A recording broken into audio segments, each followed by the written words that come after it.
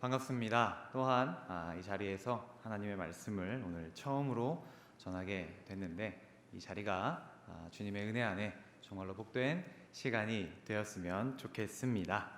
오늘 말씀이 굉장히 길었기 때문에 제가 간단히 말씀의 내용을 조금 설명해 드려야 될 것 같습니다. 예수님께서 거라사 지역에 가셨습니다. 그리고 그곳에 도착했을 때 귀신 들린 사람이 예수님 앞에 나왔고 예수님께서는 그를 보고는 귀신을 내쫓아 주셨습니다. 그런데 그가 어떻게 살고 있었냐면요, 무덤 사이에서 살고 있었고 쇠사슬로 그를 묶고 있었고, 그런데 그 쇠사슬도 그를 감당하지 못하여서 그가 방치된 상태로 살고 있었습니다. 그럼 그가 예수님 앞에 나아왔고 예수님께서는 그를 치유하셨고, 어떻게 치유하셨습니까? 그 안에 있었던 군대를 돼지떼에 보내시고 귀신이 들어간 그 돼지떼가 강물에 뛰어들어서 스스로 죽습니다. 그리고 또 이러한 상황을 지켜보는 그 거라사에 있는 사람들은 예수님께 떠나기를 부탁하시면서 이렇게 이야기가 진행이 됩니다. 매우 잘 알고 있는 내용이실 겁니다. 그렇죠? 그런데 우리가 평소에 이 말씀을 대하고 들었을 때 어디에 집중을 하냐면요, 예수님께서 치유하신 그 사건에 우리는 중심을 두고 이야기를 나눌 때가 많습니다. 그런데 오늘은요, 이렇게 치유하셨던 그 사건에 중심을 두고 이야기를 나누려는 것이 아니라 그 치유하시는 사건과 그 과정과 그 결과를 통해서 예수님이 어떠한 목적을, 어떠한 진정한 목적을 가지고 그 거라사 지역에 가셨는지를 오늘 살펴보고자 합니다. 사실 예수님께서 그 땅에 도착하시기 전에 있었던 5장 이전에 1장에서부터 4장까지의 내용을 살펴보면요, 예수님께서 하나님의 말씀을 전하심과 동시에 여러 가지 기적을 행하셨던 내용을 확인할 수 있습니다.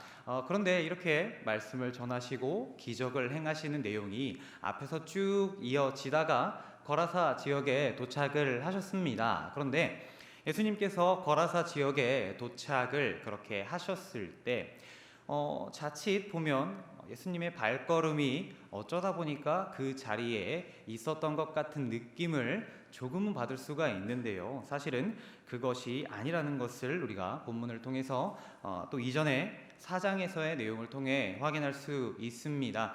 함께 우리 성경책을 좀 보실까요? 4장 35절에 보시면 이렇게 예수님께서 제자들에게 명령하십니다. 우리가 저편으로 건너가자. 앞에 보실게요. 예수님께서 지금 저편으로 건너가자라고 말씀을 하셨습니다. 갈릴리 호수가 이렇게 생겼습니다. 예수님이 명령하셨던 곳은 여기였습니다. 그리고 거라사 지역은 여기에 있습니다. 강을 건너가셔야 되는 거죠. 예수님께서 제자들에게 명령을 하셨고, 또한 우리가 지역을 살펴보았을 때 예수님께서 그 거라사 지역에 가셨던 것은 분명한 예수님의 의도와 목적이 있었다는 것을 충분히 뒷받침하는 훌륭한 근거입니다. 그렇다면 우리가 이 본문을 통하여서 한 가지 질문을 던질 수 있습니다. 왜 예수님께서는 그곳에 가셨을까?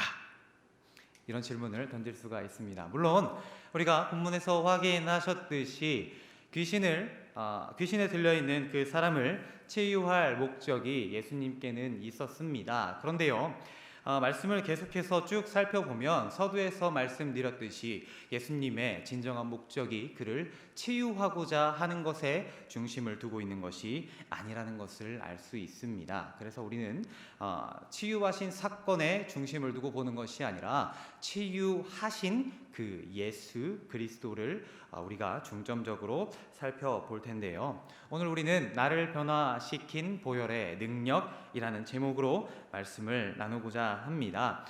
오늘 말씀을 통하여서 우리에게 복음을 전해 주기 위해서 예수님께서 오신 이 사건이 얼마나 귀한 사건인지, 그리고 그렇게 복음을 받아들인 우리가 어떻게 예수님의 뜻대로 살아가야 할지 이 시간 말씀을 통해서 살펴보고 오늘 남은 하루 또한 은혜의 시간 가운데 보내는 귀한 시간이 되었으면 좋겠습니다. 먼저 첫 번째로요, 나를 변화시킨 예수 그리스도의 복음은 포기하지 않습니다. 1절 말씀을 보면 이렇게 되어 있습니다. 예수께서 바다 건너편 거라사인의 지방에 이르러.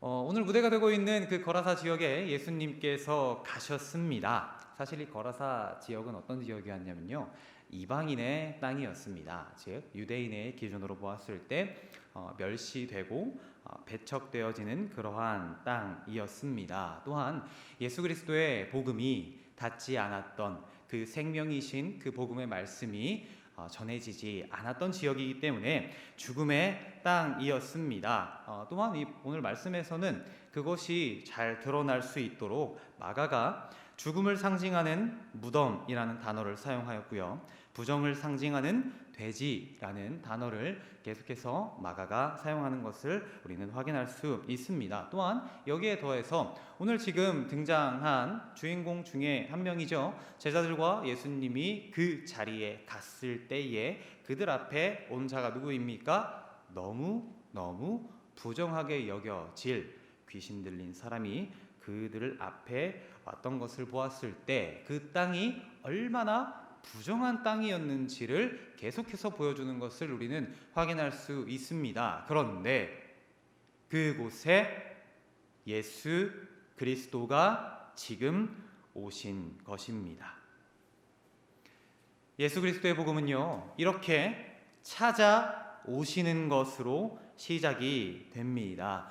우리가 찾아가서 그 복음이 시작이 되는 것이 아니고요, 단 한 명도, 단 한 사람도 빼놓지 않고 예수 그리스도께서 그 복음을 먼저 우리들에게 가지고 와 주셨기 때문에 이 귀한 이 복음의 사역이 시작이 됐다는 것입니다. 그런데요, 사실 본문에서 우리가 이런 내용을 보더라도 사실 우리는 너무나 귀하고 귀한 은혜의 시대에 살고 있습니다. 교회가 사방에 있고요, 하나님의 말씀을 요즘에는 이제 더 발전이 되어서 유튜브로 확인할 만큼 굉장히 하나님의 말씀을 듣는 것이 방법들이 많습니다. 그런데요, 사실 예수님께서 우리로 하여금 그 말씀을 처음에 접하게 하시고 또한 그 말씀을 통하여서 그 복음이 우리 가운데 들어오게 하신 이 사건은 사실 첫사랑, 예수 그리스도에 대한 첫사랑 아시잖아요. 저만 기억나는 것 같지만 다 아시는 것으로 알겠습니다. 그러한 첫사랑 우리에게 왔을 때 얼마나 감사했습니까? 그렇게 귀한 사건이 우리들에게 있었기 때문에 이렇게 우리가 귀한 말씀을 나누는 시간을 가질 수 있는 것이죠. 그런데요, 이것만큼 중요한 것이 예수 그리스도께서 그렇게 복음을 들고 찾아가시는 그 장소와 그 대상에 대해서 예수님께서는 절대로 제한을 두고 계시지 않는다는 것입니다. 예수님께서는 이 땅을 떠나시면서 우리에게 한 가지 명령을 하셨습니다. 잘 알고 계시는 사도행전 1장 8절에 보면 이렇게 되어 있습니다. 오직 성령이 너희에게 임하시면 너희가 권능을 받고 예루살렘과 온 유대와 사마리아와 땅끝까지 이르러 내 증인이 되리라. 이 말씀에서 보여주듯이요, 예수 그리스도의 복음이 전하여지는 곳은 제한이 없어야 하고요, 그 복음이 먼저 받아들여진 우리들 또한 주님의 그 명령대로 제한 없이 예수 그리스도의 복음을 전해야 합니다. 그래서 예수님께서 오늘 말씀을 통하여서 당신이 먼저 가신 거예요. 그때 당시 사람들이 다 멸시하고 무시하고 꺼림칙해 하셨던 그 땅에 예수님께서 먼저 가셔서 스승이 되어 주시는 그 모습의 그 자세의 그 샘플을 우리들에게 보여주고 계신 것입니다. 그런데요, 분명히 우리는 예수 그리스도의 명령을 확실히 알고 있고 예수 그리스도의 복음이 우리 안에 들어왔고 우리가 어떻게 살아가야 하는지를 알지만 사실 주님의 명령대로 또한 그 샘플처럼 살아가는 것이 너무 어렵다는 것을 알 수 있습니다. 약간 좀 극단적인 예를 들어보도록 하겠습니다. 수개월 전부터 계속해서 지금 올라오고 있는 기사가 하나 있습니다. 무엇이냐면 지난 2008년 12월에 어린 여자아이를 교회 화장실로 데려가서 입에 담지도 못할 매우 나쁜 짓을 했던 조 모 씨가 곧 출소한다는 내용이 주기적으로 계속해서 올라오고 있습니다. 어떤 내용이었는지는 말씀 안 드려도 아시겠죠? 그럼 질문을 좀 드리도록 하겠습니다.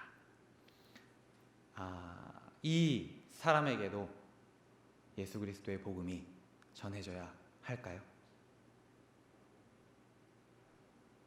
전해져야 되나요? 그가 앞에 있어도 그렇게 하실 수 있다는 거죠? 그 내용을 다 알고 있는 그 아이의 어머니더라도요.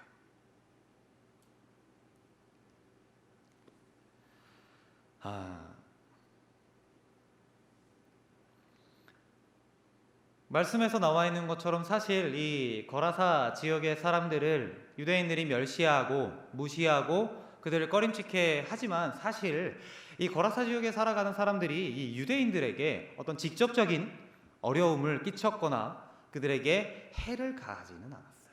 그렇죠? 그런데 이 조 모 씨는 사회적으로도 굉장히 불쾌하고 꺼림칙한 일들을 벌였는데 정말로 그 내용을 사실 접했을 때 그리고 계속해서 올라오는 그 기사를 봤을 때 교도소에서 몸을 만들고 있다는 그 얘기를 들었을 때 와, 정말로 안 나왔으면 좋겠더라고요. 그런데 오늘 본문에서 이야기하는 것은 그 한 영혼도 포기하지 말라고 이야기를 하고 있는 것입니다.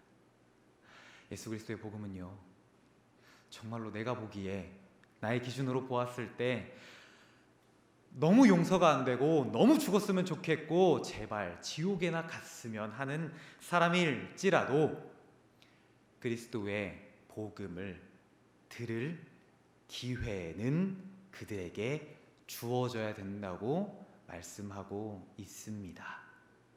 그리고 우리가 해야 될 부분은 말씀을 주의 복음을 전하고 그 후에 그를 어떻게 하실지는 우리의 영역이 아니기 때문에 하나님께 맡겨드리는 것, 그것이 먼저 그리스도의 복음을 받아들인 우리들, 예수 그리스도의 자녀들의 삶, 그것이 예수 그리스도가 원하는 삶이라는 겁니다. 너무 답답합니다. 너무 억울하죠.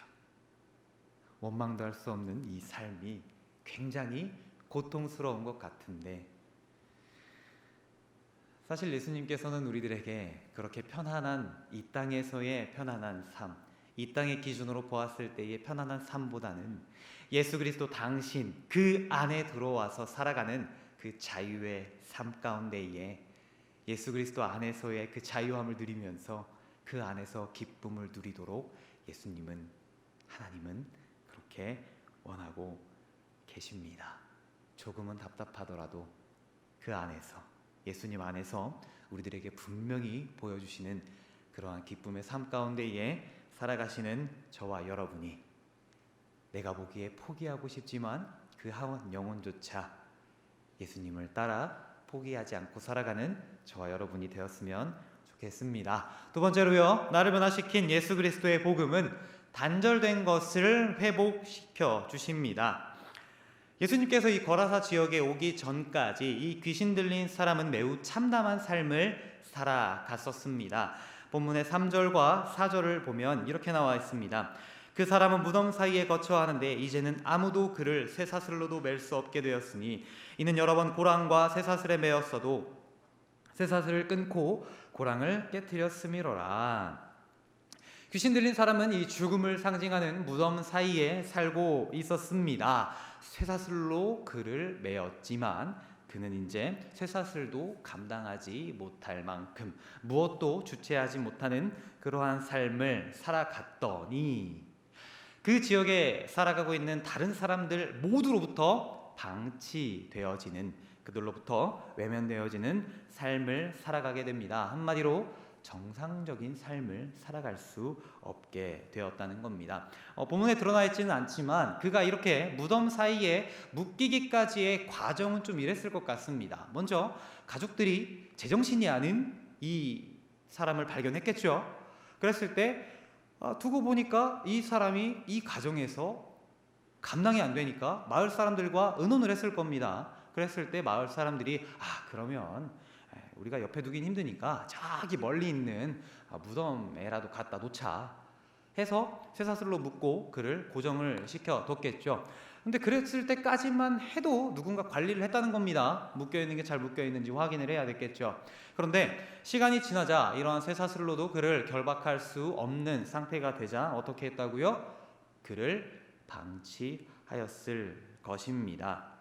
정상적인 삶에서 그가 멀어졌을 때 첫 번째로 가족들과의 관계가 끊어졌습니다. 두 번째로 가족들과 가까웠던 이웃들과의 관계가 끊어졌습니다. 마지막으로요, 그 마을에 있는 모든 사람들과의 관계가 끊어졌습니다.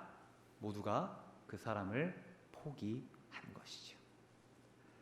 그런데 그런 그에게 오늘 예수님께서 찾아오셔서 8절에 드러나고 있듯이 그에게서 귀신을 내쫓아 주시고 그를 치유하십니다.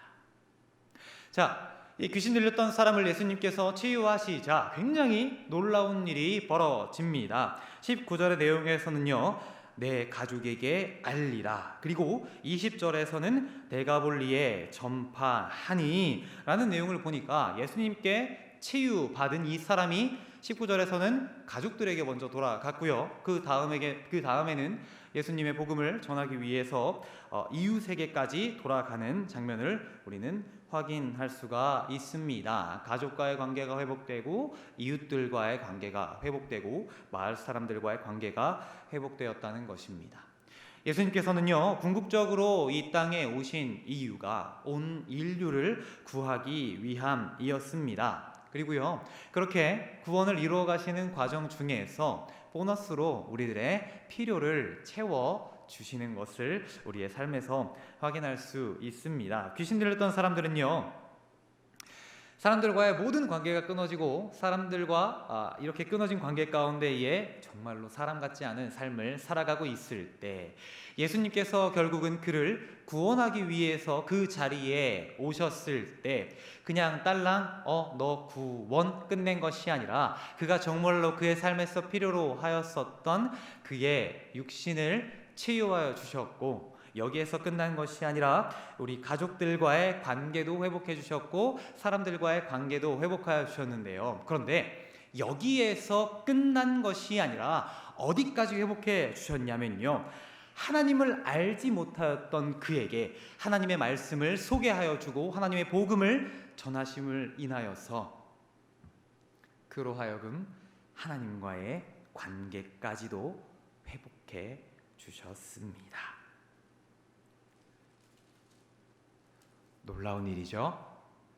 마스크 때문에 놀라우신 표정이 안 보이는 것으로 저는 알고 있겠습니다. 그런데요, 이렇게 사실 하나님과의 관계를 회복했다라는 것은 무엇을 전제로 하고 있습니까? 그 전에 단절이 있었다는 겁니다. 그런데 우리가 이 말씀을 들으면서 이렇게 생각할 수 있습니다. 이것을 우리들에게 적용을 해보면 내가 신앙생활을 해보면 예배도 잘 드리고 있고 헌금도 잘 하고 있고 그 외에 말씀도 잘 보고 있고 하니까 나는 관계를 잘 하고 있는 것 같은데 라는 좀 생각을 할 수 있을 것 같습니다. 그런데 정말로 재미난 것은요, 당시의 유대인들이 다 이것을 하고 있었다는 거예요. 안식일을 누구보다 잘 지켰습니다. 헌금을 누구보다 잘 냈습니다. 심지어 그들은 주기와 절기에 맞추어서 무엇까지요? 금식까지 했었던 자들입니다. 그런데 오늘날 예수님께서 그들과 우리들에게 말씀하시는 것은 하나님과의 관계가 단절된 너희들을, 그 관계를 회복하기 위해서 예수 그리스도가 오셨다라고 말씀을 하신다는 거예요. 제가 말씀드리고자 하는 것은 우리가 주일에 혹은 이렇게 수요 예배 또한 그 외에 예배에 참석하는 거 매우 정말로 감사하고 귀하고 중요한 일입니다. 우리가 주님께 헌금을 올려드리는 건 너무나 감사한 일입니다. 또한 교회에서 하고 있는 여러 가지 봉사들 매우 중요한 그리고 감사한 일이 아닐 수가 없습니다. 그런데요, 이 모든 것들보다 정말로 중요한 것은 왜 우리가 이러한 행위를 하고 있는지, 그 기준을, 그 중심을 우리들의 마음 가운데에 정말로 올바르게 세워 나아가야 한다는 것이고, 그것을 세워 두어야 한다는 것입니다. 그렇게 열심히 우리가 신앙생활을 하는 것 같으니라고 하면 좀 그렇죠. 신앙생활을 하는 이러한 행위들 가운데에 하나님이 그 안에 계시지 않는다면, 하나님과의 관계가 그 안에서 끊어져 있다면 그것은 그저 나 스스로 만족하기 위한 행위일 수도 있습니다. 그러고 계신다는 게 아니에요. 혹 그러한 분들이 계실 수도 있다는 말씀을 드리는 겁니다. 오늘 예수 그리스도께서는요, 이렇게 귀신 들린 사람을 치유하시는 이 내용을 통하여서 우리들에게 말씀하시는 것은, 사실 그 사람을 치유하는 것은 무엇이냐면 우리를 정말로 구원하시기 위한 그 과정 가운데의 하나이고, 이러한 치유의 과정들, 이러한 이야기를 통해서 정말로 주님께서 이렇게 말씀을 듣고 있는 우리들에게 정말로 원하는 것은, 우리가 이러한 삶을, 우리가 이렇게 신앙생활을 하는 가운데에 하나님과의 관계가 잘 유지되고 있는지 계속해서 우리의 삶을 돌아보며 우리의 삶을 점검하기를 주님은 원하신다는 거예요. 그렇게요, 주님께서, 예수님께서 단절되었던 하나님과의 관계를 회복하여 주시는 이러한 사건을 통하여서 오늘도 그리고 내일도 우리가 주님 앞에 나를 돌아보며 한 번쯤은 더 잘 살아가고 있는지 확인하시는 저와 여러분이 되었으면 좋겠습니다. 마지막으로요, 나를 변화시킨 예수 그리스도의 복음은 죽음의 땅에 나를 세워 주십니다.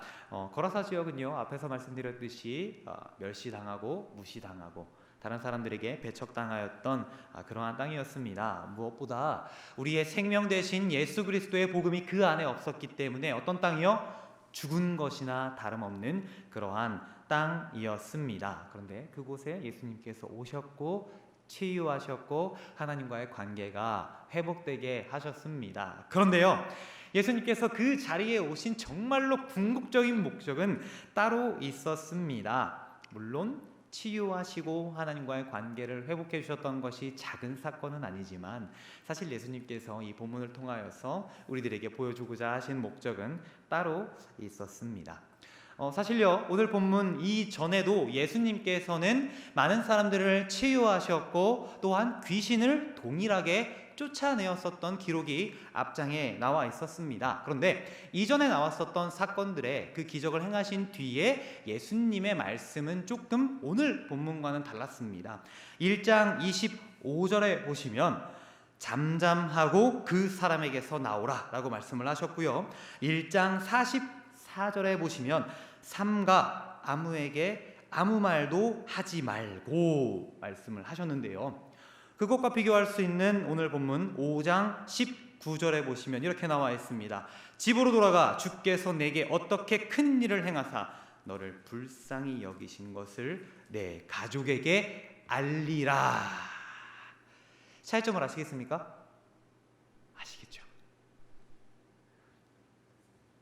이전에는 기적을 행하시고 치유하시고 귀신을 쫓아내신 이 사건을 알리지 말라고 하셨던 예수님께서 오늘은 널리 가서 알리라 라고 말씀을 하셨습니다. 이것을 보았을 때 어떻습니까? 예수님께서 그 땅에 가셔서 그를 회복하시고 하나님과의 관계를 회복하시고 하셨던 궁극적인 목적이 어디에 있어요? 이 복음을 듣고 하나님을 경험하고 하나님을 알게 된 그에게 예수님께서 마지막에 말씀하시는 거예요. 너는 네가 보고 듣고 경험한 것을 어떻게 해요? 나아가 전하기를 예수님은 바라셨던 것입니다.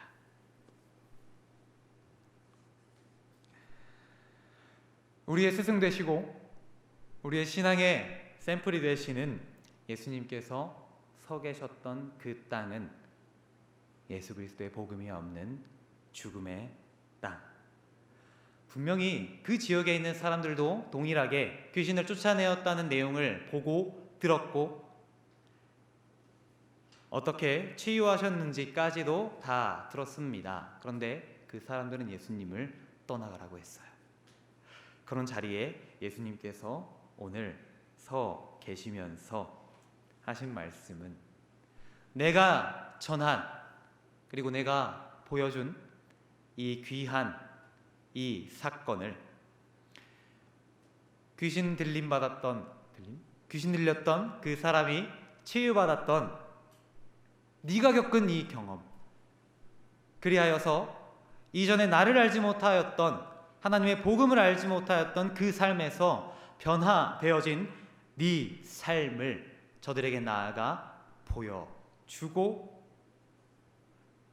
또한 어느 땅에 설지라도 예수 그리스도께서 그러하였던 것처럼 이 본문을 접하고 있는 우리들에게 어떠한 땅에 거하든 복음을 나의 삶에서 듣고 경험하고 보았던 그 내용을 그들에게 가서 전하는 그 복음의 도구가 될 것을 주님은 우리에게 또한 명령하고 계신다는 것입니다.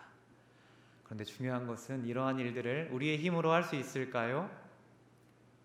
착각할 때가 있습니다. 불을 받았어요. 기도원에 가서 응답을 받았습니다. 복음을 전하라고요. 의욕을 가지고 그러한 사명감을 가지고 왔습니다. 그런데 사실 우리가 막상 길거리에 나아가서 전도를 해보고 제일 어려운 게 가족한테 하는 것 같아요. 거기에서 할 때 쉽지 않음을 여러분들은 잘 아실 겁니다. 그래서 오늘 말씀에서 차근차근히 설명을 해주고 계십니다. 그 죽음의 땅 거라사 지역으로 예수님께서 찾아오시고 회복하시고 관계를 또 회복하시고 또 나아가도록 주님께서 복음을 전하셨던 것, 이것을 우리들에게 적용하면 어떻게 될까요? 예수님께서 우리들의 삶에 찾아오셨습니다. 그래서 우리가 복음을 접하게 해주셨고 하나님과의 관계가 회복되게 해주셨고 우리들에게 나가서 하나님의 복음을 전할 수 있는 힘과 능력을 우리 마음에 새겨주셔서 그러한 마음이 들도록 하신 거예요. 이해되시죠? 우리가 여기에서 오해하지 말아야 될 것은 이러한 말씀을 들었다고 지금 당장 나가서 붙잡고 믿어야 됩니다, 그렇게 하라는 말씀이 아니라는 것 잘 아실 겁니다. 정말로 중요한 것은 무엇이냐면요, 주님께서 우리에게 이러한 복음, 이러한 말씀을 통하여서 진짜 알려주고 싶으셨던 건 우리들에게 이렇게 내가 겪은 하나님, 내가 만난 하나님, 그 하나님을 어느 자리에서든지 전하고자 하는 그러한 마음이 우리 가운데 들게 하셨다는, 저들에게도 동일하게 그러한 기회를 줄 수 있도록 우리를 사용하시도록 해주시는 이 귀한 삶이 우리들에게 허락되어졌다는 것을 우리 마음 가운데 새기기를 주님은 원하신다는 것입니다. 이게 복음의 능력입니다. 치유하는 게 능력이 아니에요. 아시죠? 귀신을 내쫓는 것이 능력이 아닙니다. 정말로 복음의 능력은 무엇이냐면 나를 변화시켜서 변화된 내가, 주님께서 우리들에게 하신 이 귀한 복음을 저들에게 전할 수 있도록 허락해 주신 이 귀한 삶이 우리들에게 허락되어진 이러한 삶이 주어지게 하신 그것이 복음의 능력이라는 것입니다. 오늘 말씀처럼, 그리고 오늘 말씀에서 보여주셨던 것처럼 귀신 들렸던 그가 치유받아 나가서 변화되어서 복음을 전하였던 그러한 삶처럼 우리들의 삶 역시 계속해서 변화되어져서 주님의 복음을 전하기에 부끄럽지 아니하는 저와 여러분이 되었으면 좋겠습니다. 또한 그러한 삶을 허락해 주신 주님께 감사하며 살아가는 저와 여러분이 되었으면 좋겠습니다. 제가 잠깐 기도하도록 하겠습니다.